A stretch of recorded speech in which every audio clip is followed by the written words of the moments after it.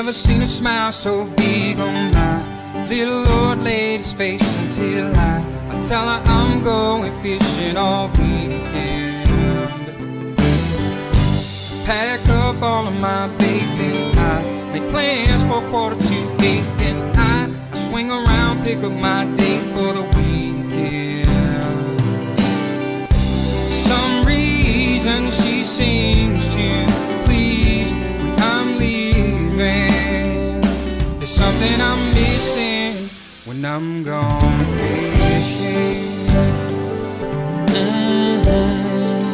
When I'm gone fishing. When I'm gone fishing.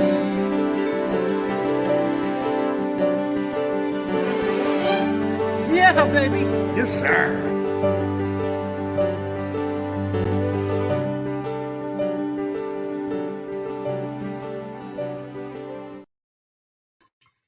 Well, good evening, CFN. Who we got with us here? We got Bruce in the house. How you doing, Bruce? Nice to see you, my friend. We've got an interesting show for you. Lots to talk about, especially when it comes to hardwater angling and what you CFNers have been up to. Didn't get a chance to upload some of the beautiful edits that Steve and Walt have been doing, but big shout out to those two who continue to put our CFN community on full display. And I have to say, I really enjoyed a Sunday with our good buddy Steve. We finally got out and enjoyed some hard water together. It's been since September, I think, Steve, that you and I fished back together in 2022. So it's been a while. Needless to say, it was a long time coming. It almost felt like the first time. I think that's a song. I'm not going to sing it. Please don't ask me to. Barry, what's up, buddy? Nice to see you. Sally's in the house as well. We've got CFN Graceland that's all packed up and ready to move. Bill Allen, how you doing? I got Pete LeDuc in here, so I'm going to say hi to Pete LeDuc because he's messaging me as we've gone live here. Richard, how you doing? Nice to see you. Tony's in the house. Steve Moretti, always a pleasure to see you. Lloyd, yeah, baby. Manny, how'd you make out? Did you end up getting any toothy critters where you were? Eric is with us. Dan, hey Dan, nice to see you, buddy. Nice, beautiful stuff. You're welcome, Pete. No problem, my friend. I'm glad that you chime in to let me know that you're there. I appreciate that. Matt Camp Plus, A-Rod's in the house. Rick, you are a new Facebook user. We don't see your profile pic, but we'd love to share that. So by all means, please add that. What's up, Ed McKenzie? I have to say, your name came up on Sunday as one of the folks that we would love to have fishing with us real soon. So hopefully, once you become completely mobile, my friend, we'd love to have you. It would be my honor to fish with the illustrious and well-decorated Captain Ed McKenzie. Not much in the way of announcements. Mike's going to be up next very shortly to talk about the Winter Fish Fest and some of the updates that are coming there. So I will basically get right to what I have. The Spring Fishing and Boat Show was the first thing that's going to be coming up. That is on February 17th to the 19th at the International Center. CFN will be there. In fact, OFC Nation will be there with our buddy Moose and Jeff Richard. Moose will probably be up on the main stage. The rest of us will be doing our best to meet and greet with all of our OFC Nationers and CFN and OFCers. So by all means, come by the booth and say hello. Again, that is February 17th to the 19th at the International Center. It's actually in Mississauga. I know folks say Toronto, but it's more Mississauga. In fact, it's right on the south end of Mississauga. So we will love to see you there. And of course, right after that is the Ottawa show, February 23rd to the 26th. That is at the the EY Center. which is at 4899 Uplands Drive. Jim and I will probably talk a little bit about it in his segment. And then, of course, I have to mention this. I got a text from Doris. She has a new update for us in terms of vacancies.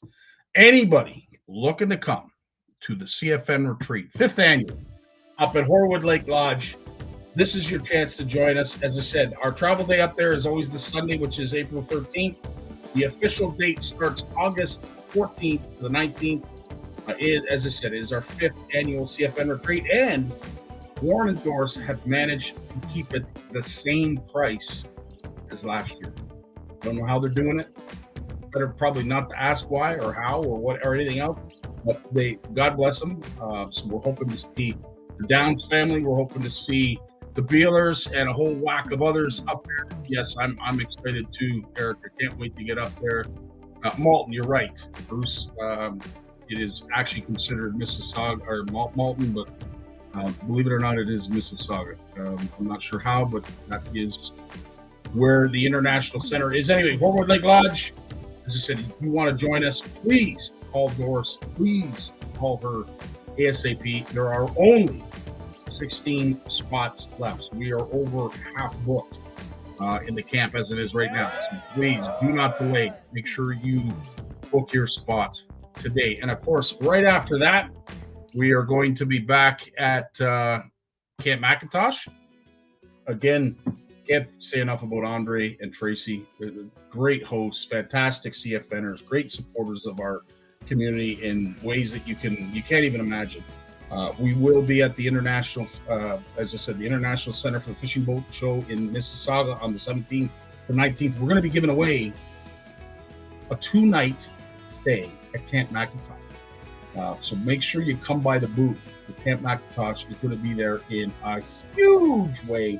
So again, if you are looking to book to spend some time with CFN, again, it's in September.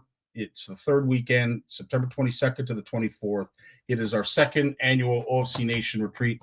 Love to see you there. So please make sure you get in touch with Tracy and Andre and book your stay. Again, I believe we are half booked. There is the website. Steve is on the ball as always.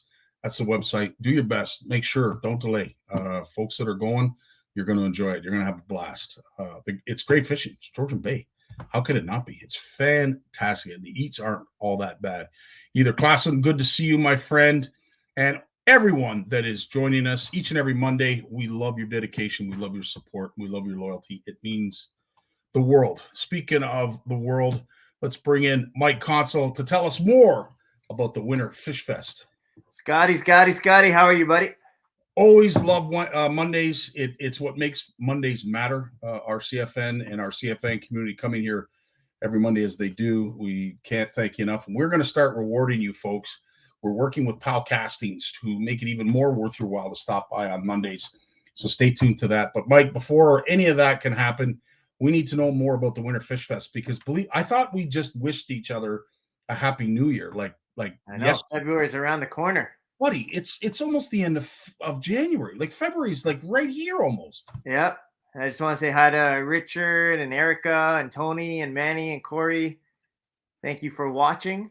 And speaking about rewarding people, not only are we going to be live on Mondays, but every time we have a tournament going on, we have what we call Tourney Tuesdays, 7 o'clock Eastern, which means, Scotty, I'm going to see a lot more of you come February. Careful what you wish for, Mike. And so when you go to the Anglers Atlas site, this is how you register. And there's 2 ways. I'm going to go through 2 ways to participate in the Winter Fish Fest. So here's the Anglers Atlas site here. Just go to anglersatlas.com. At the top, just click events right here, and it'll bring you to the different events that are happening on the MyCatch app. The one that you want to go to is the Winter Fish Fest. But what's cool about this, Scotty, say you're part of the Ontario Ice Challenge, you can register for that event, and you can register for the CFN Fish Off, and you can register for anything happening here. And if I catch one fish, it automatically gets entered in any event that I'm registered on the MyCatch app. So what? Cool. Wait a minute, Mike. So if you register for multiple tournaments, your one entry can result in multiple entries to other tournaments as well? Yeah, so if your perch qualifies for the Ontario Ice Challenge and it qualifies for, let's see, maybe you're in Manitoba. Oh no, that starts in March. Maybe you're in the BC Shake Off the Blues ice fishing tournament and they accept perch. As long as it qualifies, it'll be entered automatically into all three tournaments. You don't have to do 3 separate entries. You just take that photo once and it gets entered simultaneously to all 3 tournaments. Holy smokes. Even more Yeah, reason pretty to cool. use the app. Wow. Well, as I said, for anybody who cares to listen, we are going to be incentivizing both those who use the MyCatch app and the Facebook, or either one. Doesn't matter. You don't have to use both. But no, Mike, that's awesome. I didn't know that, and I'm glad a lot of folks now know that. So you click here, CFN Fish Off, and at the top right-hand corner, all you do is enter the event and follow the instructions. And let's see, Scotty, do you recognize look at these names. You know what I love about this? There's some common names like Brian Beatty I've seen before. Zach Prenger is in there. Richard Wright is in there. But there's a whole bunch of names that I have never seen before. So I don't know what province or what cities they're from. But last time I checked, there's over 100 anglers already registered. Wow. Amanda Weeb, you think she's related to somebody? It's possible. There's Amanda. How do you pronounce her last name? She's in every event that we have. Pro, I believe. I hope I got that right. Pro. Tony's there. Mark Wolf is there. Brian's there. So there's like this list keeps going and going and going. Well, Mike, now that you've mentioned this, now you can. I do the reach it's endless. If you can enter a fish in multiple tournaments on the Atlas, the MyCatch app, holy smokes, dude, that's incredible. Yeah, it's pretty awesome. So everyone register and have fun. If you catch 9 fish, that's 9 ballots into all these prizes right here. If you catch 20 fish, that's 20 ballots. What I like about it is, let's say you only have access to perch. It doesn't matter. Catch as many perch as you want. Every perch is a ballot. If you have access to multiple species, that's even better because every single fish, regardless of the size, is a ballot. And I could see people putting in 20, 50, 100 ballots because that's how many fish they're catching between February 1st and February 28th. Wow. Okay. Holy smokes. So, Mike, there is a second way that folks can enter. And as I said, this will pale in comparison. But what I do want to mention to folks is, of course, there is something that we're going to be doing different on Facebook. I think it's a little bit getting back to our roots. But we mentioned it last week. We're going to mention it again right now. And what we're going to be using is this beautiful picture by Daryl Doucette, who sent this to us. This will be our entry post for all of our team names. So if we've got Team Landry out there, you're going to see hashtag Team Landry on that post. Then you're going to see maybe another family like the Beelers, hashtag Beeler family. And what that will basically end up being is a post, your own separate post on the Fish Off page, on our Facebook Fish Off page that Steve has shared. And let me bring that up. So that is the Face Off, or the Facebook CFN Fish Off page, which you will see your hashtag of your team name and family name. And the idea is to get as many family members as possible fishing with you, or, simultaneously. It doesn't really matter. But anytime that Team Beeler, Team Lowen, Team Consul want to enter a fish, they will go to the comments within that separate post and post it there. It's so simple. It's so easy to follow. And again, all you need to do is to reach out to me. I am going to be making a post this week so that teams can hashtag themselves to it so that I know which family names to mock up and get ready for Facebook. Because as we see for the Fish Off, January 23rd, like it's right around the corner. So we need to get on this. Right around the corner. So everything that Scotty has explained, and if you want to show my screen, Scotty, it is at cfnfishoff.com. So all you got to do is click the Winter Fish Fest posts. 2 ways to participate. 1, through the MyCatch app, but 2, directly through Facebook.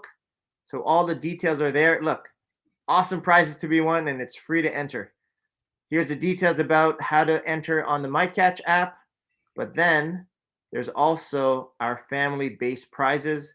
Read that, and it basically tells you everything that Scotty just told you. And if you have any questions, reach out to me, reach out to Scotty. We want to see as many fish as possible, as well as many family members participating.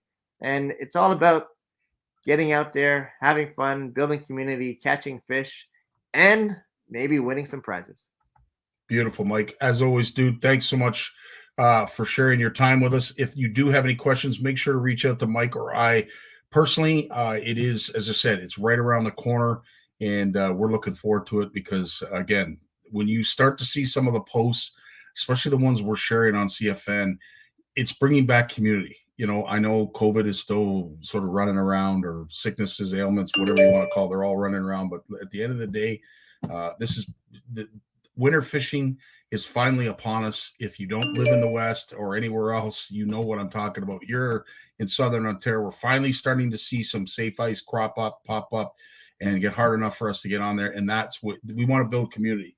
And there's a couple things that we have in play that we're hoping we're going to be able to offer you folks as well on top of that. But in the meantime, please sign up for the CFN Fish Off Winter Fish Fest edition. Yes, sir. Now, before I leave, Scotty, I got to show you this. Now I have my own Caught by Consul logo on the arm of my CFN Fish Off hoodie. So if you want to order your CFN Fish Off hoodie, you can put a logo here. You can put your name here. You can put your name here. It's like totally customizable now. And it just brings this to a whole new level. I never want to take this off because it's so comfortable, and it sports whatever logo I want. So if you want to order yours, there's a bunch of new orders that have come in. Thank you for those who have ordered. And Manny, you can put your name right here. Who else is on here? Fernando, you can put your name right here. Or if you have your own logo, you can put it right there. So thanks, everyone. And I see a whole bunch of comments. I'm going to go back and answer some of those questions directly. But thanks, everyone, for watching. 100%. And Trisha, it doesn't matter. Ice or not, you're still going to be able to compete. Ice is not an excuse. No ice is not an excuse, Trisha. No, I'm kidding. Yeah. Thanks, Mike. Winter Fish Fest, not the Ice Fish Fest. Winter Fish Fest. So any fish, open or hard water. 100%. Mike, thanks so much for joining us, and we will probably see you next Monday. All right. See you then. Big Jim McLaughlin's up next right after this.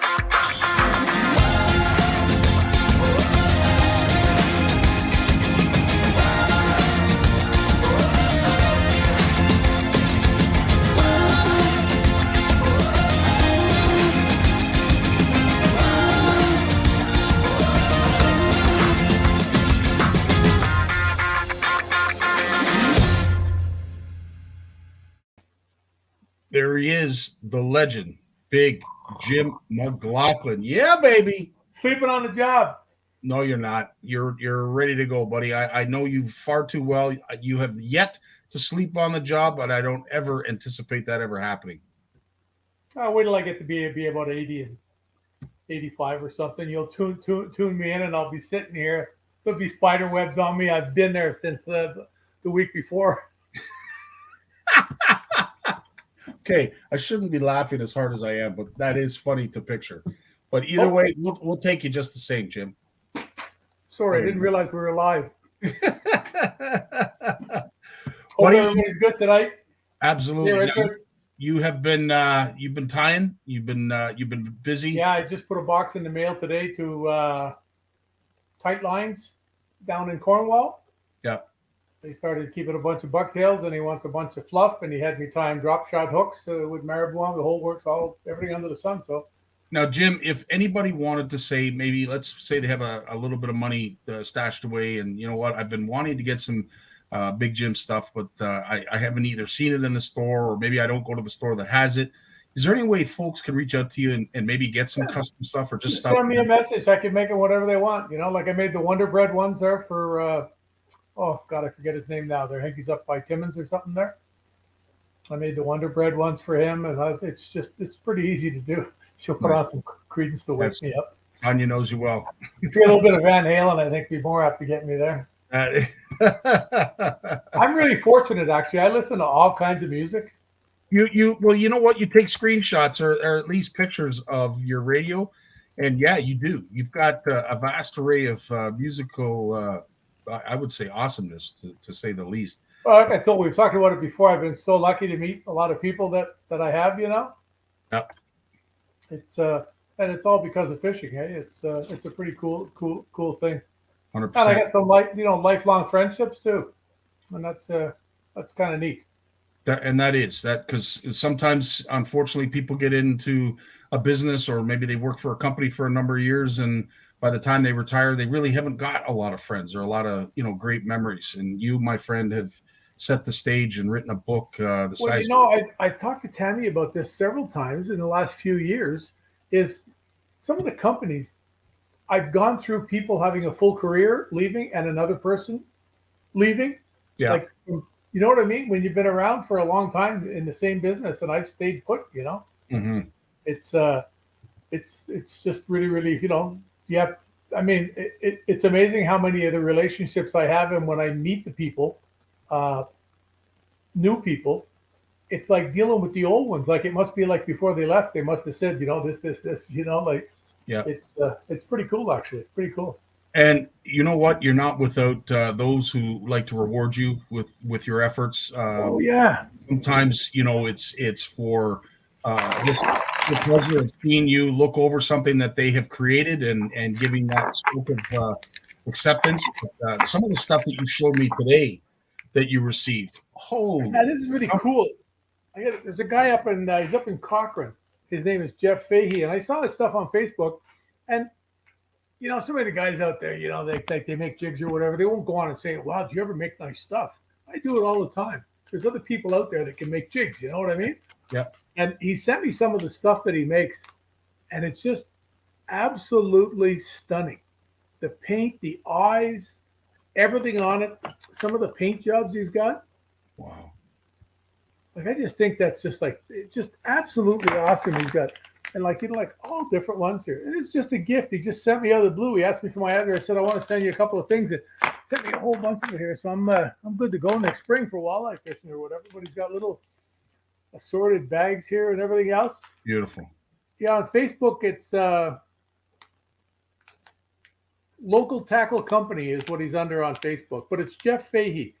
And I don't know if he sells a lot of this stuff or whatever, but he's got these beautiful little bags and got the company name on it and everything. And he sent me a bunch down, and I just think it's awesome. I appreciate it. It's nice, and his stuff is second to none. I can honestly say I've never seen anything that was better. So wow. Well, that says a lot right there. So Jeff, you just got your tires pumped. In fact, I think they just exploded. Yeah, I think they just exploded. When you get that vote of approval from our big man here, that's like it's etched in gold. So Jeff, awesome, well-deserved. Jim, as always, I mean, you always pump the tires of a lot of local producers, as much as it, I'm sure you don't think of it as taking it away from your business, but you don't see it that way, and you just I can make them until my fingers bleed, Scotty. I can't make them all. There you go. So at the end good on you for that, Jim. You're a rare pages for that. It's almost like the hobby that got out of control. Yeah. No, it's really, really cool. So the new, I just saw Steve put the magazine up there. The new ones, man, with the new platform it's on, the amount more people that are seeing it. And one of the things really cool I couldn't believe, to look at it. You just go like you just touch the pages. Just there's no waiting for it to. I don't know what they do. Yeah. It cost me $40 a month extra, but it's the best $40 a month I ever paid. That's awesome. By far. Yeah, it's really really cool, and a lot of people have mentioned it to me that how cool it is. Another thing, I talked to some guys, and this is all new to me. I know everybody has had, or a lot of the ice fishing companies. I know when I was at HT, they had a red line. Will loves red line. He's hung up on it. But I mentioned about frost ice earlier in the year. Remember? Yep. And I sold to a lot of people. They say, yeah, but how do we know it's good? And I said, well, see the name at the bottom? Yeah. Sunline. It's kind of a big company. It's made by Sunline, so it's really good. But I had people asking me where to get red line because they always thought that the fish would see it, whatever. And I told them, well, back to the same old thing. The fish know what fishing line is. I don't think so. We're back to I was talking about taking up golf. If you think fish know what your line, yeah. Well, like if you think a fish looks at your fishing line and goes, "Oh, there's somebody up there trying to catch me." No, it doesn't. It doesn't work like that. Doesn't work. And it is, Jim. It was you that mentioned it to me, and when we talked about some of the biggest line producers across the world and around the world, Sunline is right up there. They're a monster. Yeah, I would say they're probably the biggest. They're a monster company because it's not just North America; it's the world, eh? Well, you don't get that way for producing crap. So I would imagine not just because you said it, but I'd say a lot of folks say it across. Across this wonderful world. On the weekend here, man, I saw so many people were fishing down on the Bay of Quinte and on other lakes. That I guess the ice looks like we got some cooler weather coming up. Not really cold, but high teens, and if there isn't a lot of wind, it'll definitely help. But I talked to some guys there, and they're pretty honest with me when I call them out on it. And they told me they're fishing on 5-6 inches of ice, and long walks offshore. I know some guys that were fishing like 30-minute walk offshore. That's a long way out when something happens, But like they said, they constantly checked the ice. There was 4 of them together. They had ropes to all 4, one guy to the next. So if somebody does go through, you got the other 3 to help you get out. And one guy was excited because if it did happen, that they had snow on the ice to get a grip to pull. Because I guess, one of them went through a few years ago. Oof. And they got him out. He had a floater suit and everything. There was no problem, Yeah. But he said like it was nip and tuck there to get him actually on top of the ice. And he was a big boy, and like very very big and 100% out of shape. Like does nothing.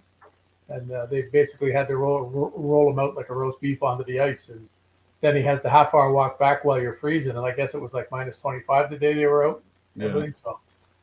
Well, what scares me, Jim, is of course, folks out west, they don't have to worry about this because they got lots of ice. But what we're finding, because as A-Rod has mentioned, yes, there are still some soft spots. And if you aren't aware, we are supposed to get quite a weather event the latter part of this week, mid to latter part of this week, which is going to dump a good amount of snow. Let's hope that our forecasters are right this time, and they got it right, and we are going to be getting a dumping of snow. Because with those soft spots, you now have the camouflage of the snow. So it is more imperative, I think, than ever. Never mind first ice, last ice, to spud when you go out there. Because now everything that you think and could possibly see to legitimize that it is dark ice, you can't now. You can't see anything. You got to be really careful, though. And you should be careful all the time. Like, more people fall through the ice at the end of the season than throughout the rest of the season. The problem is at this time of the year in the beginning is when they drown because of where they fall through. When you fall through in the spring, it's usually within 10 or 15 feet of the shore because the ice is melted out from the heat and you think you can get across it and you can't. I told you about the time I fell through. I'm standing there talking and I went through to my knees, hit the bottom, I was right at the edge of the shore. And that's the way it happens. It scares me because, as I said, we are just at that cusp of having half decent ice in some of the places that traditionally have ice, and it's not exactly perfectly safe yet. Those folks out on the Bay of Quinte are the ones that I think of right away. I know this snow is going to insulate that ice, but in some cases it's not Well, let's just hope that even if the snow just gets wet and freezes, you've got that white stuff, you got something. Yeah. Because, 5 or 6 inches of frozen slush will easily hold you up. Right. It's that kind of, and hope we just get something over that so for the ones that don't think they have to check, that they don't have to worry. Well, the picture I sent you during the week there with the guy had fallen through, and he was fishing there 2 days in a row. Sitting in a chair, and the chair goes through the ice. Oh. Now, mind you, I was pretty shocked to see the pieces of ice up on top. Yeah. So he just weathered the ice. It just wasn't gonna, it was probably up and down every time you stand up, sit down. You're moving it, and you saw the shape of the hole. Like it was one of those things. But thank goodness he had a floater suit on. He had ice picks, and he got out. And he was doing everything he was supposed to do. And I talked to a guy down in the States here, and they had a guy fall through, went over, walked a few feet away from them, and he was going to go to shore, and he had to use the facility, and he wasn't going to walk, 500 yards back to the shore, so he just put himself way out in the open and decided he was going to do what he was going to do. And while he was doing it, he fell through. Jeez. So he's got a floater suit on, pulled down, but he got the floater suit because he had the picks around his neck. Yeah. And in the Velcro on the collar, on the clam jacket, they have little things with the Velcro. You stick them on so they're in place. And without those, he might have been in some considerable trouble. Jeez. Most people, when you've never been through water, people don't know what they're going to do. It comes back to that old panic thing, that flight or fight thing.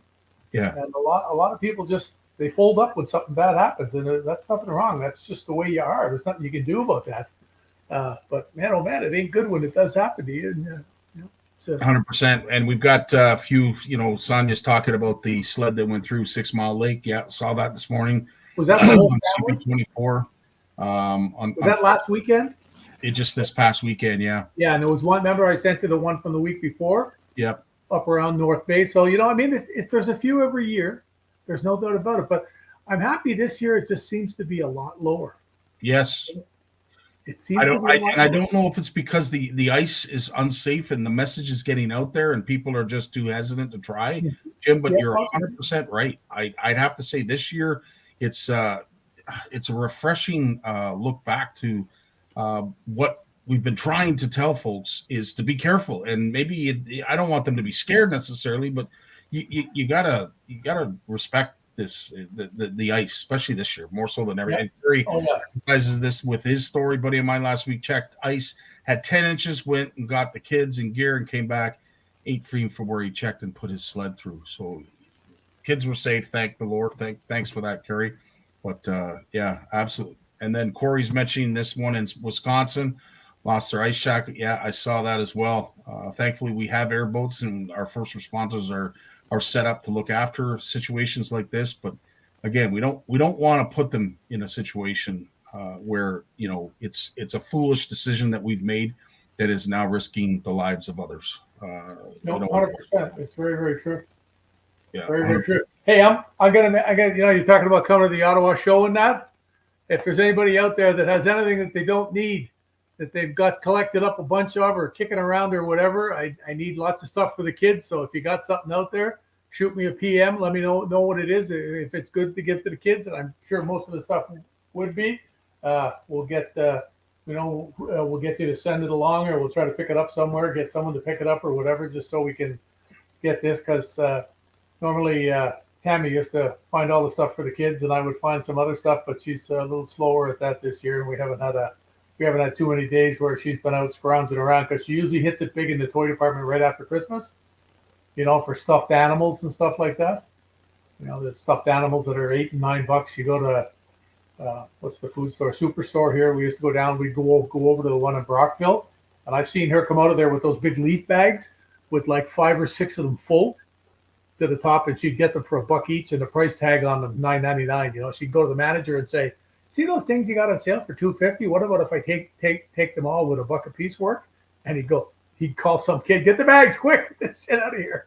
Well, Jim, I hear about this, and I don't know. It was probably something that was done more back maybe a couple of years ago or before COVID, anyway, where you could bid on a skid of overrun stock. Oh, there's lots of that stuff around. Yeah. Canadian Tire. I don't see as much of it as I once did, and I don't know if it's just because merchandise isn't as available as it was before COVID.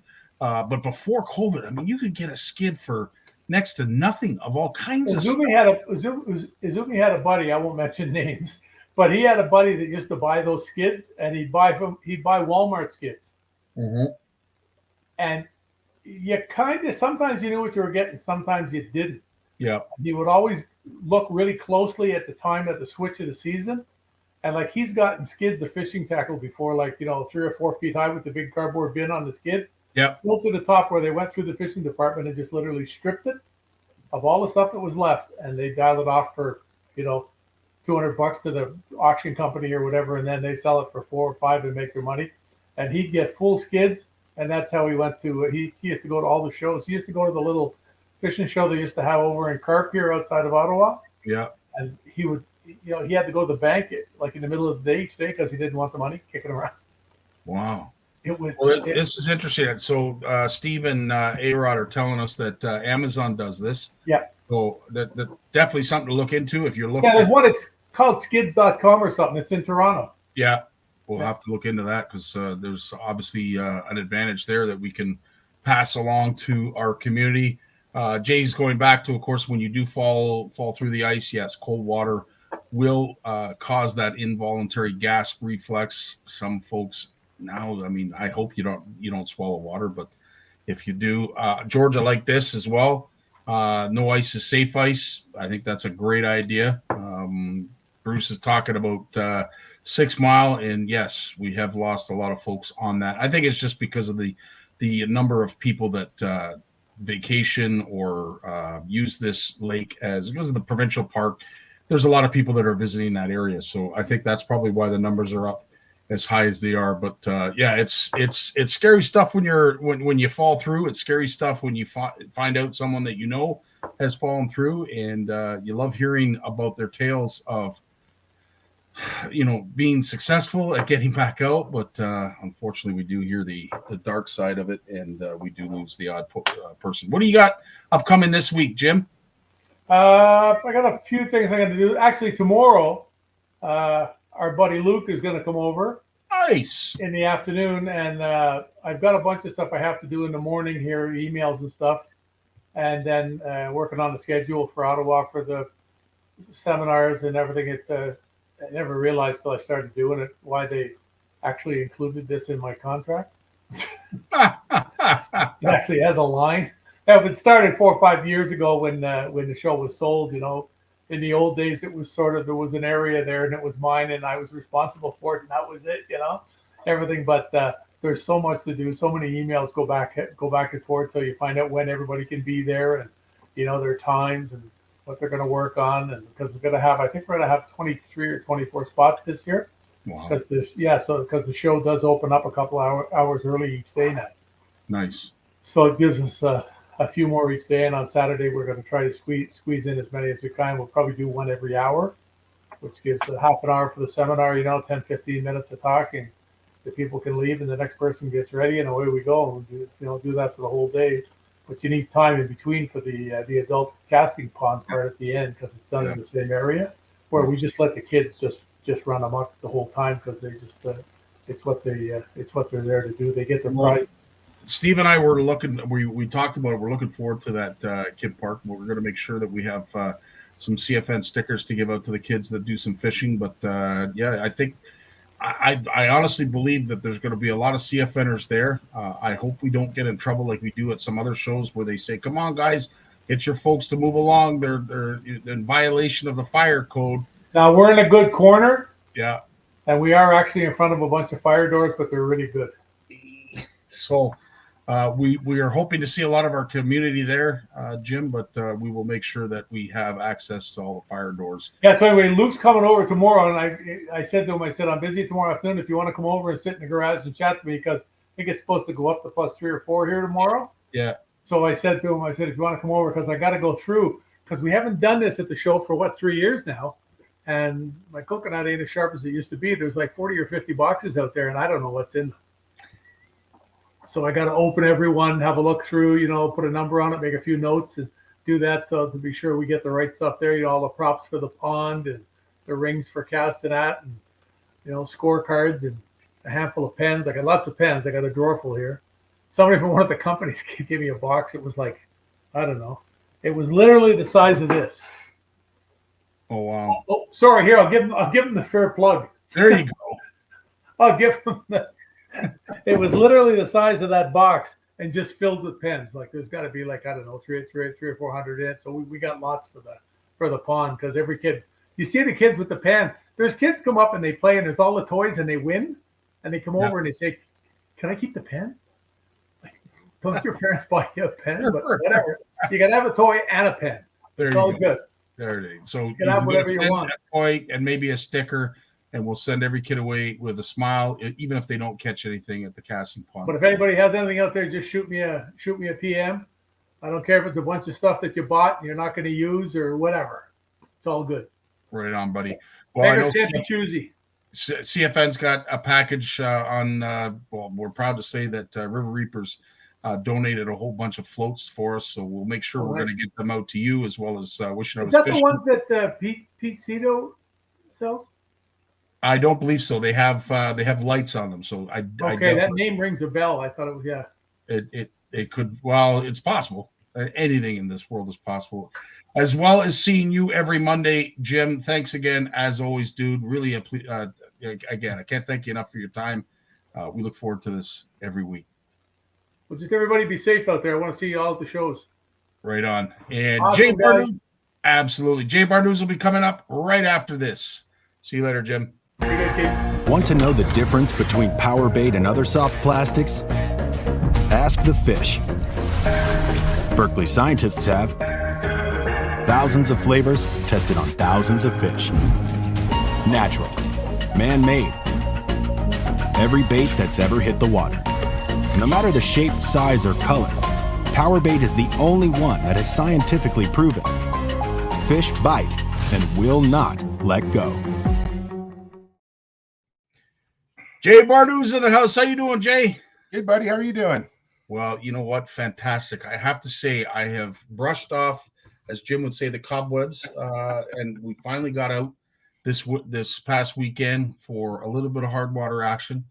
It was nice. Just nice. You know what? To be honest with you, just to get out, it's nice. But, I have to say, a tip of the hat to all of you, all you folks, family members, fathers, mothers, whatever, that bring your living room out with you. And we're going to be sharing some videos in the upcoming weeks that folks go to all extremes to bring out every bit of enjoyment on the ice with them. And I have to say, with the cooking that I've seen, with the entertainment, the attention to detail when it comes to making sure the kids are busy, holy smokes. And you're no different. Even though you're popping 40, 50 holes, you still have a warm-up zone, and everything's in there with snacks and what have you. But it's nice to see you getting out, dude.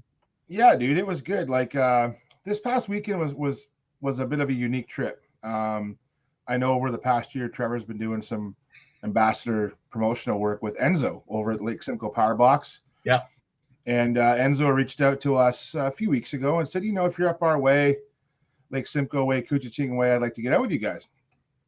So we arranged to get out with Enzo. And like, I'm no expert on Lake Simcoe or Lake Couchiching. It's a place I go to. Each of those lakes, I go to a couple days a year. Simcoe, I might go to 6 or maybe 5 or 6 times. So, but I like going because one, I can get ice there quicker than down here, right? So go early ice up there, and then I'll go back up there for late ice when ice is gone here.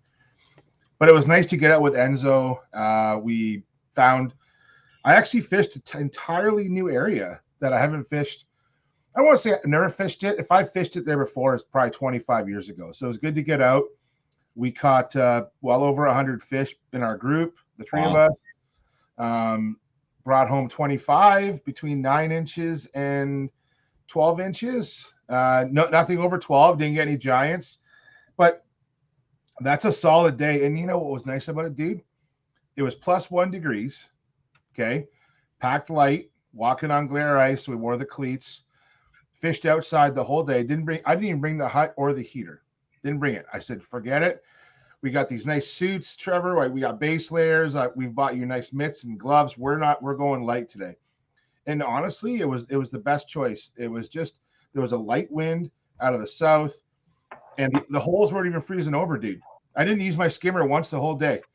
I just used my little K drill, 6.5 inch, pop it through, and then you just sit down and go to work. And we covered some ground. We had to split up, and it wasn't like we were catching them. We sat down, drilled one hole, and went. We worked at it, try to stay away from the crowd. That's always kind of one thing I do. Yeah. And yeah, we did pretty well. I'm not going to complain. It was a nice day out. Got off the water early, mostly to beat the weather. The weather was kind of a crappy drive home yesterday, to be honest. It wasn't the best drive home. But yeah, it was good, man. It was a really solid day out. Enzo's such a good guy. Like, I know Trevor does some ambassador work with him. I don't have any other than that. I don't have any links to Enzo. He's a great guy, and supporting the Lake Simcoe Power Box, it's a great brand. He's a great ambassador for the sport. So it was just a pleasure to meet up with Enzo and fish with him yesterday, and really, really enjoyed it. So, that's my Simcoe Power Box plug for the day. And if you need one of those things, use them. We use ours all the time. Ice fishing wise, we don't always use it for our flashers. We actually use it more. We do a lot of crappie fishing at night, right? So it's to power up our lights. And if it's a full day, we will use it to run some cameras, charge our phones, things like that. But it's handy, man. We use it, and we use it year round. It goes to the cottage, it goes in the kayak. You'll love it. So, but besides that, Enzo is a stand-up guy. So shout out to him for sure. 100%. And George, I think George has a love for Kuchiching. I don't know exactly what has brought us to this, but his admiration obviously is because of the thickness of ice.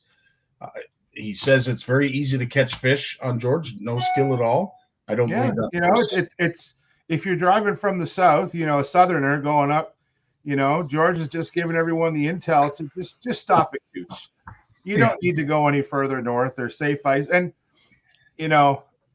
I won't go into how much sarcasm is in George's statement there, but I will say that Kuchiching is producing some nice fish, and it's got lots of ice. Again, we keep talking about ice safety, so I don't want to send anyone anywhere without checking the ice first. But a lot of my friends are using their quads, their ATVs out on Cooch. Lots of ice from what I've heard. Simcoe, still got to be careful on Simcoe. The big lake is still really, really bad. And it concerns me, Jay, as I said in Jim, with all the snow that's coming, those unsafe sections are going to be even harder to find. I can't emphasize enough. Spud bars after a snowfall like that if you don't go out with one, you're crazy. You're putting everybody, including yourself, at risk. It's the thing about like Simcoe. So we were on Cooch. We were on Cooks Bay, and even I was a little skeptical about Cooks. Hadn't been on it this year, and another thing with Simcoe, and I hate to bring this up, but it's the parking, right? So where do I park? What do I do? Where am I going to go? And it changes. If I don't go to the same spot, I don't know where I'm going. Reached out to a couple friends, found a place to park, and of course, it's not straight easy, man. You got to launch here, you got to park on this side street, walk back, and that's fine as long as I kind of have some bearings, so I'm not showing up there at 6 a.m. wondering what I'm going to do. Got that figured out.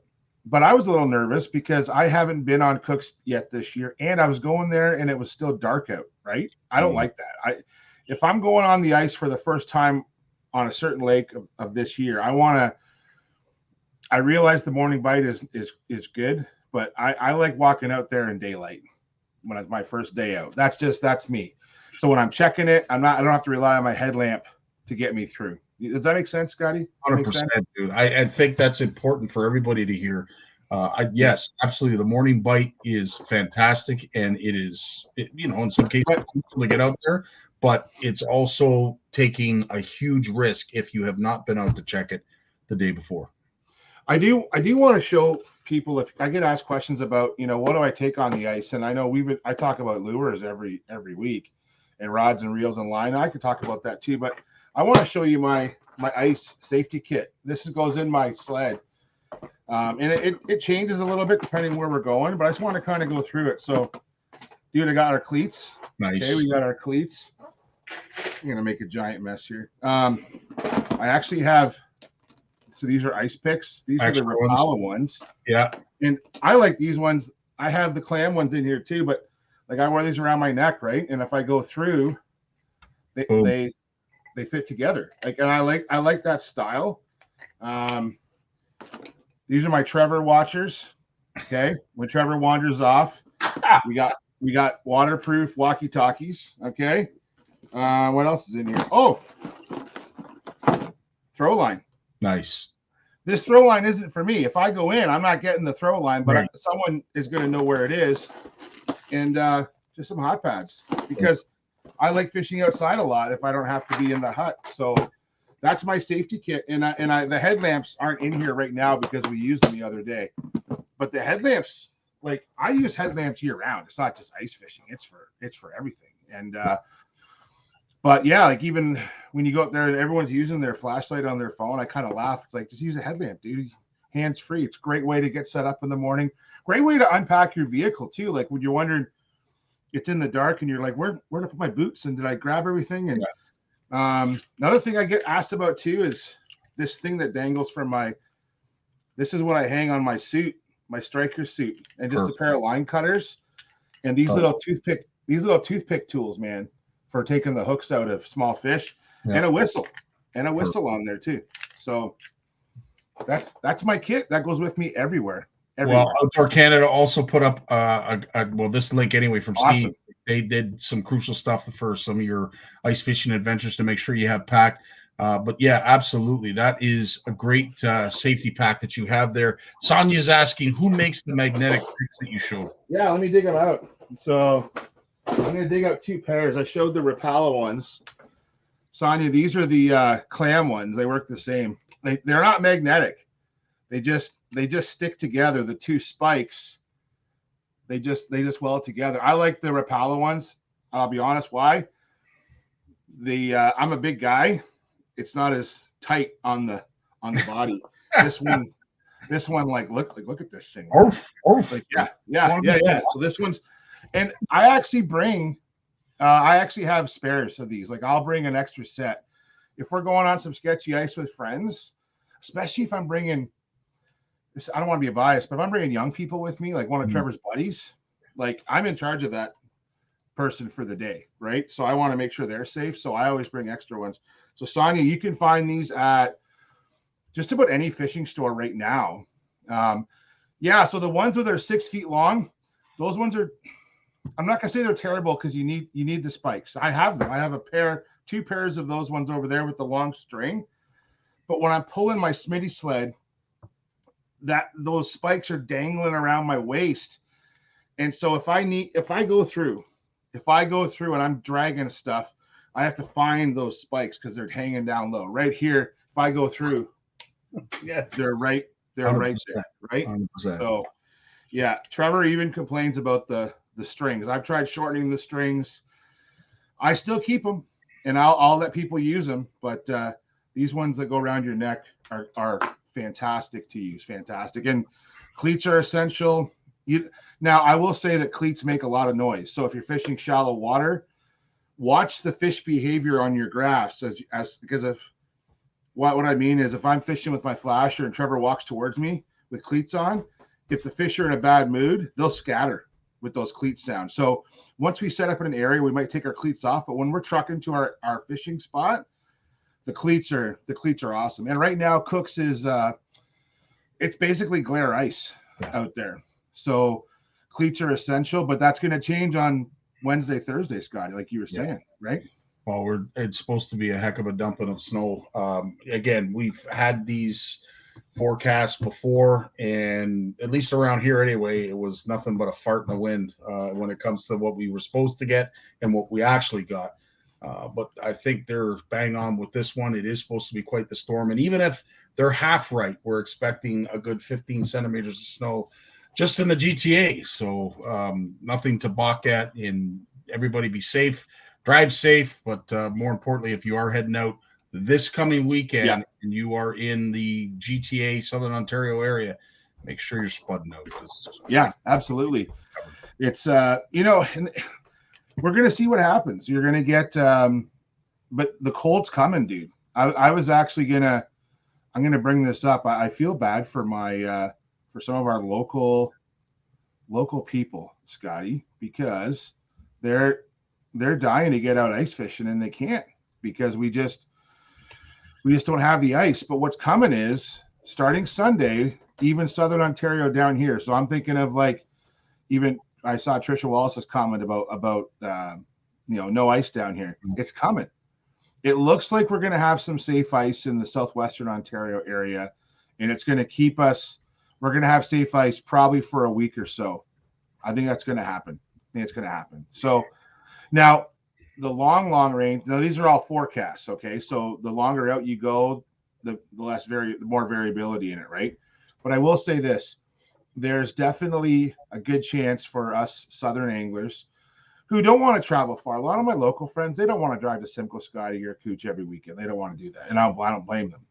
So being able to have some safe ice, it's coming, and I think we're going to have some safe ice in the next 2 weeks, for sure. February 1st, I'm calling it. We're going to have some safe ice around, like south of Hamilton, on some of the smaller lakes. Maybe not Lake Erie, probably not Long Point Bay, but some of the small ponds. We're going to have some safe ice. So.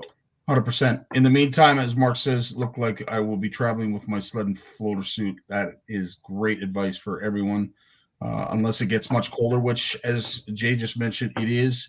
If you have seen the forecast, it is going to dip. Polar vortex is what Sonia is predicting. Perhaps that's what's being said now. Yeah, I'm not sure, but I will say this. You are bang on that it is going to get – we are having a cold snap, which is kind of cool because we did get an offer from Tyler and the Slaunch Donkey crew. They have some huts out on Georgian Bay. Saw that. They're looking to fill. So I'm hoping that we could put something together as a CFN group to see how many would be willing to go up. Now, of course, February is going to be busy. I start on call, unfortunately, next week. So this weekend, it might be tough to get that arranged this quickly. But if not, we will definitely get it after the shows are over because again, a meet and greet up on the hard water is something that is long overdue for. Absolutely. I think so too. And I think that, it looks like that sort of central Ontario area, and of course, everywhere from there north, looks like there's going to be ice to be had for a while. So that's awesome. I'm happy. Trevor has a question that I'm sure he could probably answer himself. What is the advantage to using a K-drill when staying mobile? Well, it's interesting he asked that question because he loves the K-drill. So I actually own 2 K-drills. And I'm going to tell you, I actually used to own 3 at one point. That's how obsessed I was. When the K-drills first came out, they made a 7.5-inch K-drill. They do them in half inches. So the 7.5 was great for panfish and for like small walleye, but it wasn't big enough for quinny on average, right? Like those kinds of fish. So over the years, and I bought a K-drill long before there was all these great new electric augers, but I wouldn't change what I'm doing. I like my setup. I'm using the Milwaukee Fuel drill. Awesome setup. I have 2 9 amp hour batteries, last me the whole day, if not 2 days. So what we do for panfish is I have a 6.5-inch K-drill on my Milwaukee Fuel drill. And honestly, a 6.5-inch hole for a perch is plenty big. Yep. Even for big crappies, it's fine. You'll squeeze them through that hole. I know that it's a bit of a trade-off. Sometimes they're a little tight, but the 8.5-inch K-drill, which is great, and I have it on a clam plate, Scotty, those clam plate setups. Mm-hmm.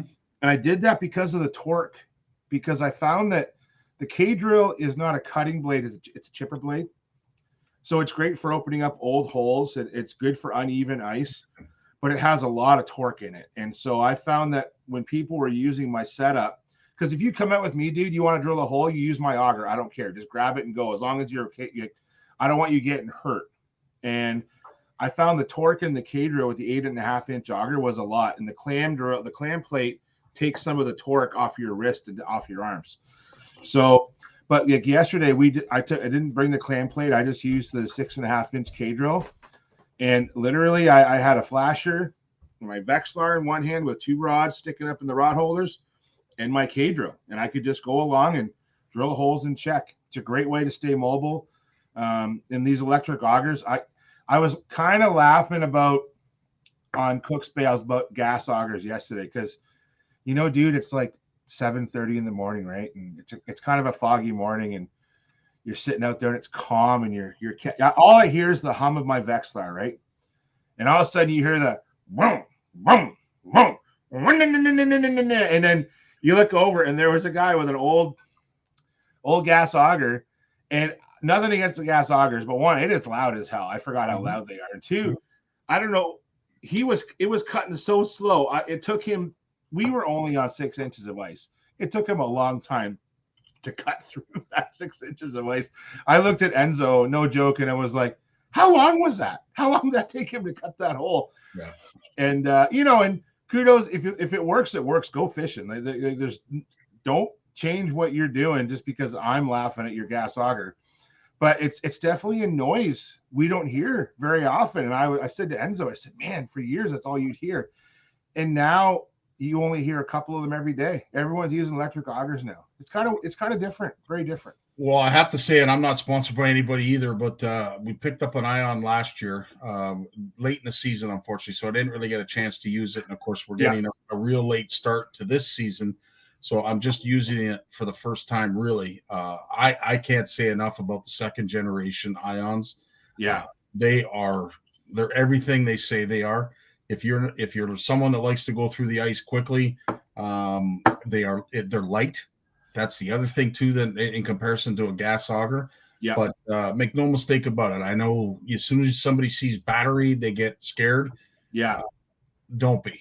I will say this: if you are looking to spend a little bit of money for something that you know is going to be reliable and is going to drill a really nice hole quickly, those Ions are. A good friend of mine bought. Fishing World had the Gen 2s on sale at Christmas as part of Boxing Day, and they came. So I think it was for $700 with a second battery, and he bought it. He loves it, and the only reason why he bought it, he had a K drill. Why he bought it, his drill just aged out. He had it for a long time, and the drill wore out. And I think that's what happens with the power drill setups. I think that they will wear out over time. So, if my Milwaukee ever bails on me, I'll probably look at an Ion, to be honest. I think they're a great auger. And the new Alphas, I've heard great things about them, about their speed and their light, and Enzo made a comment yesterday. He said that 8s or 10s are the new 8s because of these electric augers. I have to say, and it was funny that Steve mentioned it because this past weekend I got introduced. I'm not sure if he recognized or he noticed right away that it was a 10-inch hole. As soon as you see, like, holy wow, that's a good size hole. Yeah. And then you find out, you're drilling through 5-6 inches of ice, and it makes you nervous because when you go through that quickly, it gives you a false sense of security that, wait a minute, should we be standing here? And then you have to look down the hole, clean it out from all the shavings, and you realize, oh, we're on 6, we're good. But wow, that drill goes through ice pretty quick. Yeah, no, they're great. I've only heard good things about them, and and even too, like for the average person, those batteries, like whether you buy the Strike Master too. I actually checked out some of the new Strike Master augers, the ice fishing show, and good friend of mine, Scott. Some of you might know him, Scott Holmes. He's a sales rep for Rapala, and Scotty showed me they actually have these new features where the blade, what is it called? It's the cover, right? It's magnetized to the blade, so you step on you don't have to go down and so you're messing with an elastic and a strap. Yeah. You just step on the cover, lift up your auger, drill your hole, plop it back down, and it's magnetized. Oh, brilliant. And there's like a little foot pedal on the blade or on the cover. Like, what a slick setup, right? No kidding. George, I know this is talked about at great lengths, whether it be hard water or soft water. Oh. Everybody, the technological advances seem to be superseding the journey, the passion for fishing. It's just making it too darn easy. So perhaps we can go back to the non-power augers. I don't know about you, Jay, but these shoulders can't do the old non-power. Yeah, I don't know. Like, I was commenting about that. So when I used to perch fish Simcoe before my K drill, my setup actually, Scotty, was this. I had the 4.5 inch. It was a 4.5 inch Moira hand auger with the offset handles, and I could cut through a foot of ice in a few seconds. That 4.5 inch. A 4.5 inch hole is not very big, but it was big enough to get most, like 90% of my perch through that hole. And I would drill 3 holes, one for my transducer, one for each rod. And I used that a ton. And then the 6 inch was like the perfect size that I could balance fish fitting through the hole and me not dying of of turning the stupid handle. And I have an 8-inch one that used to get some use, and I don't use it anymore. That 8-inch hand auger does not get any use at all. It moves too much. It moves too much ice, man. It's just way too much volume, way too much work. So, but those offset ones weren't for everybody. Like I like using them because you get double the power when you're cutting. Mm-hmm. But that offsetness, people would like, it's not like the old ones where you would just, the fin bores or the offsets, the Swede bores were the ones you could almost like lean on and just turn one hand. And the offsets are like, you had to like balance yourself and do this like steady pressure on both arms. And I used to see people struggle. I'd give them my offset one and they would just be struggling with that thing. But they worked well. They did really, really well. So, but George, I think your point about the technology, man, I'm really fascinated with this forward-facing technology, and not from like a standpoint where I need to have it. Okay, I love the stories about, and some of the reviews online about forward-facing sonar where it's not the end all. Like people, one, it's heavy, so unless you have a machine, if you're on foot, to carry around forward-facing sonar is hard. It's heavy. Two, a lot of experts out there are saying it really scares fish too. Depends on the fish's mood. It scares fish easily, and it's also just the investment. Like the investment of a forward-facing sonar, unless you've already invested for it on your boat. But even the bare bones shell with a separate transducer, you're still out like $2,000. So it's a big move to do. So is the noise from the sonar louder with the forward? Is it? Oh, I didn't know that. Yeah. So what's happening is that the frequency going out is like ultra high frequency, and it's actually scaring the fish. It can actually scare the fish away from you. Interesting. They're super sensitive. You can see them, and you can see them moving away from you as you point and I'm not going to say it scares them every time. Like even my Vexlar scares fish too. Okay, I've seen it. I have to use low power mode sometimes. I think it depends on what mood the fish is in that day. Is it actively feeding or not? But the forward-facing sonar, when you point it at the fish, and so you're lining up your transducer with an arrow, right, Scotty? So you're pointing it around you, and you locate some fish off on an angle. And sometimes it doesn't bother them at all. But from what I've heard is they can feel it. It is a very high power transducer, high frequency going out, a lot of power going through it, and it can push them away, right? But there's a lot of days too where they don't care at all. So I think it's a bit of a trade-off. It's something too that the Crappie Chronicles guys are really neat with their use of it. They're using Humminbird Mega Live, and they're using it to locate their crappie schools. They're fishing for the fish though with their flashers, right? So those guys are all about the team effort, and I really envy how they do it, because I think how they ice fish is how I've always ice fished with my good ice fishing buddies. We literally communicate constantly. We have handheld radios. If anyone, even years ago, I used to ice fish a lot with Lonnie King. Remember Lonnie King? Oh, absolutely. Yeah. Lonnie and I are still buddies. Wow. We used to love his show. So Lonnie had, we used to go to like these ice fishing lakes around Guelph and areas when Heather was doing her grad work in Guelph. I hooked up with Lonnie all the time, and we had walkie-talkies, man. We communicated constantly while we're on the ice to stay on top of fish. And what the Crappie Chronicles guys are doing is exactly what I like to do. Whereas one guy's helping to find fish with the Mega Live, and then he's telling the guys to go fish 40 feet over there, drill your hole. Why they use flashers, Scotty, is one, they're only bringing one Mega Live unit because they have like 4 guys fishing. 2, the flashers don't put out as much power, so the fish aren't as spooked. Flashers put out half the power typically than like a liquid crystal display.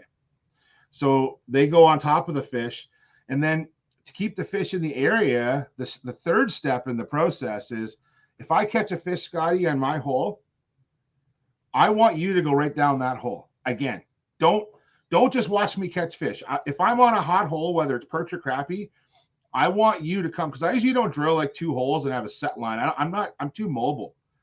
So the tag team approach will catch us more fish. And so if you're ever with me and I'm on them and I tell you to go down the hole, don't you hesitate. You get your line and you go down that hole. I'll send you down that hole. Well, Jay, you're a rare breed to offer up your holes like that. Again, can't thank you enough and I'll make sure that I do take you up on that. But needless to say, make sure you ask first, because you don't want to jump in anybody's hole without asking. Hey, dude, I'm a friendly guy. What can I say? A friendly guy. But yes, absolutely, Mike. It doesn't necessarily scare them, but it can spook. It can spook them from time to time, and depending on, as Jay just mentioned, the higher the frequency and the more powerful the unit, the better chance of spooking fish. But I see George's comment about they're going to gather some data on Simcoe. I think that's awesome. Yeah, that's really, really awesome, George. I'm really intrigued to hear how that goes, because I'm also intrigued too to see. I'm curious about how many people are actually and what types of sonars they're using. I think the most common sonar out there is probably going to be like a small liquid crystal, like a Garmin 4, Helix 5. I think those are very common, or a flasher. Mostly because of size, they're small and they're relatively inexpensive. But I'm seeing more and more forward-facing sonars out there, and you know, they're big and bulky. You know, they're not really. I don't own a machine, dude. Where I live down here, like you know, the bananas are on the tree 10 months of the year. So for me to have a machine down here, and I don't own a property where I can run it around, and I don't hunt. So for me to invest in a machine, probably until I retire, where I could ice fish like 3 months of the year, where I would just travel wherever I want, I don't see a machine anytime soon. So to have all this equipment, I got to kind of keep it manageable just to get around, right? No, makes perfect sense. Yeah. Now, Richard is asking about underwater drones. I did see that video that Jay Siemens shared in regards to using them. Do they have a place when it comes to hard water? Yeah, perhaps. You know, I have buddies who are using those underwater drones for field research with fish, and they're I'm not going to say they're effective. I think sometimes in my line of work, we're going to play with technology to see if we can make it work for our needs. So the underwater drone is a great concept. What are we learning from it, right? What are we seeing with it? One thing I found with underwater drones in my line of work, it's not even catching or finding fish. It's for research. It's actually, you know, those receivers, Scotty, those big acoustic receivers that they anchor to the bottom of the lake, track walleye in Lake Erie. Those drones have been really clutch for locating those expensive receivers. Huge. You know, instead of blindly throwing a grappling hook down there and dragging it, hoping for the best, now we're actually using or having to use divers. You know, the cost to hire certified divers, right, for that kind of work. So the drones are good for that. What Jay Siemens is using it for, I think that was a cool video. I don't see that being very practical. I think other than being very cool and collecting some underwater footage. I can't, like, it's big. Like, it's, you know, I don't know how big it is, but it's pretty big, right? It's probably the size of like my torso, right? And this big thing, you have to cut a big hole to put it in the ice, and it's still connected to you. It's cabled to you, right, to send that signal back. I don't know. I don't know the we'll see where that goes. I don't think that's one piece of technology that's going to become like smaller and more practical underwater drones. I don't think so, but we'll see. You never know. Yeah, I mean, people would have thought we would never have been able to produce a fish finder like we have, and now we've gone to the lives and the forward. I mean, it's just it is. Yeah. Technology is a wonderful thing, but unfortunately, for some of us who can't necessarily keep up with the times, it's out of reach and it's unrealistic. And for that reason, it gets back to the grassroots. Knowing what you know and sticking with what makes you confident.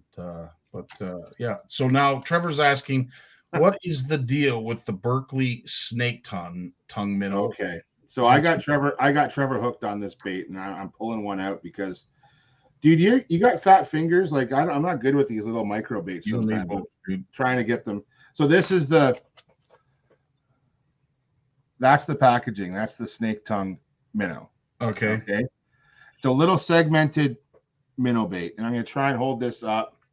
I almost need like my forceps, like I'm showing you like a larval fish at work. Okay. You need a magnifying glass to put that on a hook? That's it. There you go. That's it. Wow. So what I'm doing is, and maybe this one shows up better, but that first one, so perch love bright colors. Yeah. Perch love bright colors. So I started using that one on Sunday, and it worked great. But all the perch were coughing up little gobies, all of them. Like, I kept a few, and you throw them on the ice beside the hole, and I looked down at just gobies all and little crustaceans. And so all the gobies were like that color, right? Kind of a green pumpkin back with a sort of a dull body. Mm-hmm. And so what we're doing is we're hooking this. So I can use that on a straight tungsten jig. And Scotty, on the weekend, 80-90% of the fish we caught were on a tungsten jig with a soft plastic right there. Can't beat it. Were you drop shotting too, Jay? So we experimented with. So I experimented with a slab grabber, which I love on Simcoe, mm-hmm. and a dropper hook. So I had a small. It wasn't a drop shot hook. It's a really small octopus hook, like a number mm-hmm. 4. Mm-hmm. No, number 6. Number 6 hook up above, probably about a foot spacing between the slab grabber and the drop shot. And I was just drop shotting that little minnow, and if I caught 10 fish on that rig, 8 came on the dropper line above the slab grabber. And then Trevor just started running a straight tungsten jig with a little plastic like that. And I do bring little maggots, and I'll tip it with a maggot sometimes, but I didn't have to on yesterday. They were just crushed, like not crushing it, but you get it down there and they were grabbing it. And it's such a small bait, I think, and they were taking it down. Like I was using my hook remover tools quite a bit. I was impressed how active they were on just a little plastic bait. And I was running a little tungsten jig with it's a bright yellow tungsten jig head. Perch love bright colors, greens and brown, like a bright green head and a chartreuse head, something like that. But the body, we played around, and even Trevor did these ones are pretty cool too. I'll show you one more bait that we played around with. This one I think people will be impressed with this one. So this one, and again, how are we putting these on, Scotty? I don't know. I need to hire my son just to put my baits on. I was going to say, dude, I should have lots of practice playing stuff that's what I will tell you about, and there's so many great baits out there too. And then I don't want to just, pump up Berkeley's tires here, but I will say that, so this one, that's actually a little mayfly, little appendages on there. Wow. And that's what they look like right there. Like, there we go. Hand in the back. Incredible. So those are in the same packaging. So, and what's nice about these little baits, Scotty, is they're just so lifelike. So I think what you can do is, if anyone's out on the ice fishing, the 2-prong approach, I think you're either going to go with like a green or a yellow, or go natural, black or brown. And that's what we found, is that you either got to go bright or black and brown. And that's what we caught most of ours on. Great. No, Jay, this is a Yeah. great segue into our next topic, which I wanted to discuss with you, because the one thing Yeah. that I did not realize, there is a huge shortage in minnows. Yeah. So, the fact that, George is saying, personally, not overly worried about electronics and gear improvements, would really like to see the end of live bait. Totally understand why you're saying that, George, when it comes to invasive species and, unfortunately, the migration of those invasive species. But to your point, we may be seeing an end, at least for this year anyway. There's no live bait. What's going on? No, I don't know. I'm speaking with friends who run tackle shops, bait shops. It's just hard to find the minnows right now, which is kind of amazing because, right now we only have like 4% ice coverage in the Great Lakes Basin. Like, there's lots of places to find. If I was looking for them, I'm not saying I would find them, but there's lots of open water now. You think people would, they'd be easier to find, but they're not. And they're not finding the minnows. There's just a huge shortage. So yeah, and again, Jeanette's mentioned huge shortage. We have the Rotary Fish Derby in February, and we can't get any here. Yeah. You're not alone, Jeanette. It seems to be province wide. I don't know if it's countrywide, but when it comes to, and is it possible that could this be political? Is it a protest? Is it just the minnows? Is it nature? Is it the warm water, the lack of ice?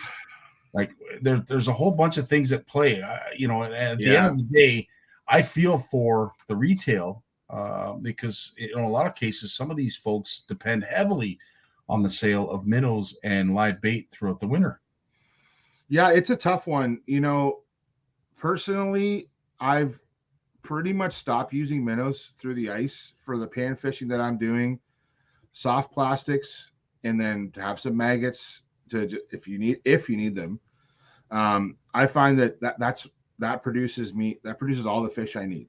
And I don't have to make those stops in the morning to get minnows. I'll still stop, grab some baits and talk in the shop and do those kinds of things.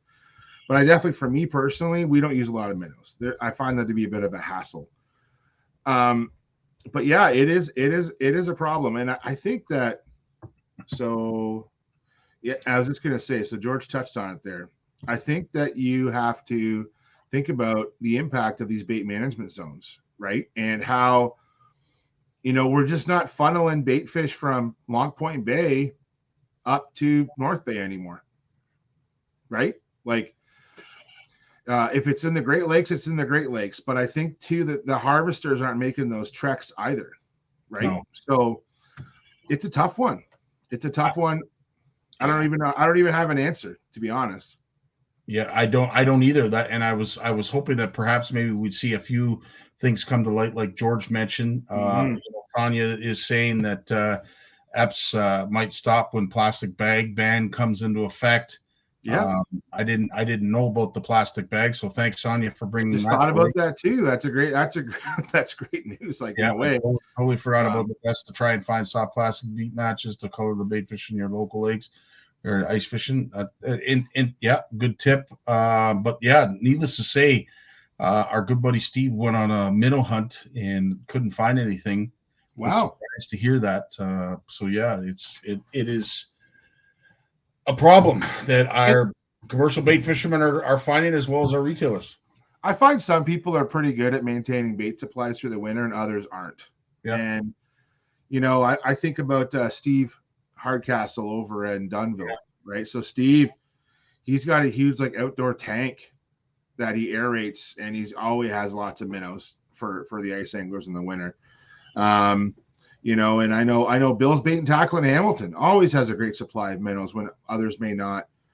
I think that some dealers are better at keeping their bait alive than others as well. That plays into it. Mm-hmm. But I think there are limitations with the bait management zones and the geography. And, I hate to say it, Scotty, but I think the writing's on the wall for live bait in Ontario. Let's look at our CFN friends out in Manitoba, in the prairies. Yep. They're not using live bait like we are here. We're spoiled. We're spoiled. Yeah. They've gone away from live bait a long time ago. You can buy salted minnows, preserved minnows, but you're not using live minnows in most of those jurisdictions anymore. And and they have their reasons, and there's a multitude of them, but a lot of it comes down to invasive species, not just fish, invertebrates, other things, and they're trying to save their lakes. And so I think our way, seeing the minnow numbers decline, they're not declining. They're declining in the bait tanks. They're not declining in the wild. And I think it has to do with the bait management zone geography and how it's laid out. But I think the writing's on the wall for bait in Ontario. I really do. Well, I would say this winter is definitely a prelim to that.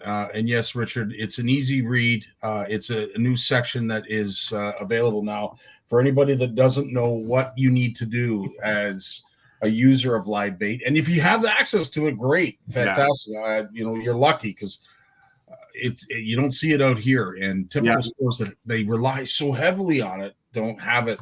It is concerning. But make sure you know the rules. But basically, within your zone, because as I said, if you want to err on the side of caution, use only live bait within your zone. So it's simple. Yeah. If you travel outside your zone, know the rules. If I have to think too much at 4:00 in the morning about, okay, where am I going? I want minnows. What zone am I in? Like if I have to think that much because I'm going outside of my own zone, I probably won't buy the bait. If I can't get them there, like this is part of the reason why, for me, I used to just like if I was going walleye fishing inland up in central Ontario and I was leaving from home, Scotty, I stopped at Bill's Bait and Tackle in Hamilton at 5 a.m. on a Saturday. I'm there for when they open. I'm leaving here at 4, getting there at 5, and then I take those minnows and go where I want. This is before the bait management zones. Now I don't do that. I can't do that mental math at 4 a.m. or at 3:45 when I'm getting out of bed. I don't want to do it. So it's tough, and I feel bad for the bait shops. I think, Steve, your point about the bait shops, it's going to impact some, not all. A lot of the shops, I think a lot of the shops' bait is not their primary sale anymore. It used to be, not anymore. I think you're going to see shops that are mostly selling tackle, but not bait. And, I think that's where you're switching to. One thing I've seen a lot of in the past few years, 5 or 6 years, is I mentioned maggots, but maggots, waxworms, things like that. More shops are carrying that now. Mm-hmm. For a long time, there was only 2 or 3 shops in Southern Ontario that had that stuff. There was Fishing World in Hamilton. I know this because I would drive along out of my way to find these things. So Fishing World in Hamilton and Bill's Bait. And if anyone from the Cambridge area remembers, Pat used to own Tall Tales Bait and Tackle. Pat always had maggots and waxworms. And I would go out of my way to find those for my panfish. Now I see that stuff for sale in all kinds of places. And I don't know why more people don't use them. Sonia, your point about live bait, it's a hassle. Now, I have to tell everyone how I keep live bait because Trevor likes to tell this story. I use a water jug that I use for work in the summertime, but I use it for minnows in the winter. So it's just a 2-liter twist off jug with the flip top, where you just take a big haul off it. So in the summertime, I don't keep my bait in there. In the winter, I keep my bait in the water jug. I change the water once in a while. And then when I'm traveling with the sled, I can just screw the top down, Scotty. Yep. Right. And they don't roll around. So I take that bag, I dump the minnows and water into the jug, close it up. It's so cold. That water's so cold this time of year. They don't run out of oxygen unless they're in there for hours and hours. When you get set up at your hut, I'll open up the jug, and usually I bring 2 coffees. Okay, I bring 2 coffees with those Contigo mugs. My first coffee is usually finished pretty quick. I use that empty coffee mug to change the water. Yeah, change the water. That's what I do. But I don't like having to manage it. So yeah. So George, you're absolutely right. I think that there is room right now in Ontario because we don't see this creative frozen preserved minnow market. We don't see it, but we know it exists out west. And I think there's room in Ontario. This is not me with my biologist hat on. This is me with my angling hat on. Yeah. Someone should get going on this and start it. And I think especially if bait becomes harder to get and more of a hassle, someone's going to do well. Someone's going to do very well doing that in I Ontario. agree, 100%. And for folks who go to fly-ins, you know, it will lessen the amount of weight that they're carrying.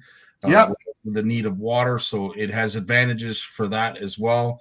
But it is, yeah, absolutely, it is a value-added product that I think is something that we're going to have to start looking at going forward. And right now, if you are one of those like me who struggles to find minnows, yeah, it is what it is. What are we going to do? It's I'm trying to think, like, you know, usually if I'm going to Quinny for the weekend now, you know, I reach out, I call bait shops. So I like to ice fish with mud minnows. Like, you know, like I put I got my big 3/4 ounce jig and spoon, and I'm going to put two mud minnows. They're not actually mud minnows. They're usually northern red belly dace or fine scale dace. They're not actually a mud minnow, but they call them muds. Okay. So you got to put 2 muds on your hook. And you're going to put a head on, I usually put the head on one hook, the tail on the other, and I'll leave the third hook wide open. But I have to make those arrangements now when I get out there. Like, where am I going to stop in the morning when I get out there? Who's open at 5 a.m. or 4:30 in the morning? And there are, thank God, there are guys like that. But yeah, I think that, you know, that's getting harder and harder to manage. It truly is, Scotty. It truly is. 100%. So, well, Jay, we've had you for more than the hour. We really appreciate that. Yeah. Tell Trevor to keep up the great work. I know someone, I think it may have been Jeanette or Sonia, I'm not sure, to keep up with the videos. Love seeing Trevor hard at work. We'll let him know. I think he's supposed to be doing homework tonight, but he's on CFN live, so I'm gonna have to have a chat with him about that later. Well, we'll let you have that chat. Trevor, thanks for joining us, buddy. Yeah. Do your homework. So, you know what? And actually, we had a conversation at supper tonight about he wants to do more videos and more content. It's really his passion. But he said to me, and I called him on it, I said, you know, Trevor, you have to make a choice. Do you want to catch more fish, or do you want to stop and film videos? You don't catch as many fish when you're filming videos. Like, not every time. It's more work. You know this, Scotty. I know this too, because I've tried it. You have to make a choice. So we'll see what choice he comes up with. I think he'll go with the filming eventually, but he's torn right now. So it's a balance, Trevor. That's all I'm going to tell you. But at the end of the day, if you're doing videos, make sure you're doing it for the right reasons. Do it from the heart. Make sure that if you're doing it, you're promoting somebody, you're pumping the tires of someone that supports you. You know what? They become easier and easier to do. The only time it becomes work is when you're doing it for someone that doesn't appreciate what you're doing, and you're doing it for the wrong reasons. So there you go. There you go, Trevor. And best. Tony, I'm not being his camera guy. No way. I'm still waiting for my tip for guiding on the weekend on Sunday, so I won't see that money. So, and I'll leave you with a story. When we got to we left here at 4 a.m. This is fishing with Trevor is what it's like. And if anyone who has a teenager at home, you can relate to this. So we get there, we got to park down the road, we unload, and Trevor's great helping me unload all the heavy gear. Now it's really a pleasure fishing with him at this age because he's very able to help out, and he helps everyone on site. Helped Enzo get his stuff. Well, Enzo asked him, "So Trevor, how was a long drive?" He goes, "Oh, Enzo, I don't stay awake. I sleep the entire time. My dad drives." So if anyone wants to, I don't know. I guess Trevor's charging up his fishing batteries, but Dad's white knuckling it at 4 a.m. on the back roads, and Trevor's just snoozing away in the passenger seat. So ready to roll when we get there. That's awesome. Well, Jeanette, she is a very generous person. She's offering up any kind of help that Trevor needs. A GoPro. You know what? I actually have all that stuff here. He has to just put the time in to figure it out. He does a good job with his phone. But the phone is not great in the cold. He found this out on the weekend. He tried doing some videos with the iPhone. They're not great in the cold. And, so he has a vision and he'll get there. But yeah, no, thank you very much. But he is well prepared. And Dad keeps poking him, dude, all the stuff is downstairs in this little drawer. You just have to go do it. He'll get there. So, but thanks everyone. And go get out ice fishing. There's lots of safe ice in Southern Ontario. Get out ice fishing. If someone needs any help, any questions, just shoot me a message. And we'll see you guys next week. Right on, Jay. Thanks as always, my friend. Good luck, everyone. We'll talk to you later. Well, I'll tell you, it comes to an end as it does every Monday, and I don't long for it. I don't look forward to the end, but it's great just seeing you folks, and of course, all of the interactive comments that you've been throwing up in the comments section, as well as the questions. We really appreciate that, because at the end of the day, folks, it's them that we're doing this for: the Jays, the Lawrence, the Jims of the world, and the Mikes that come on here and share their time, share their stories, share their information, and of course, they educate us as anglers. Some of the stuff we already know, some stuff we learn that we didn't know. And when it comes to sonars, Jay enlightened us when it comes to frequency and how some fish finders are more powerful than others, might give off more noise than others. Interesting stuff like that, which we did not know. Anyway, thanks to all of you. Love you all. Really appreciate your time. Stay safe.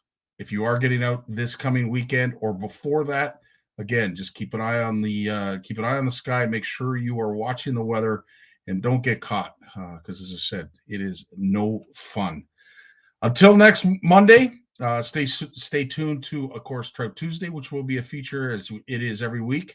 Walter and Steve have a bunch of edits together, as well as Walleye Wednesday, which has really put us on the map over the years. But we really appreciate all of you folks coming and wishing everyone that gets featured a happy Walleye Wednesday. So look forward to that as well. In the meantime, it is a weekend that I'm hoping everybody gets out, just as Jay mentioned. Enjoy some hard water, enjoy each other, and enjoy the passion of angling. Dave Mercer, it's time for you to take us away. See you next week, folks. Peace. Well, as much as I hate to admit it, I guess we've run out of time. So I've enjoyed it, but I'm going to do something I haven't done since season 1. Turn out the lights, the party's over. They say that all good things must end.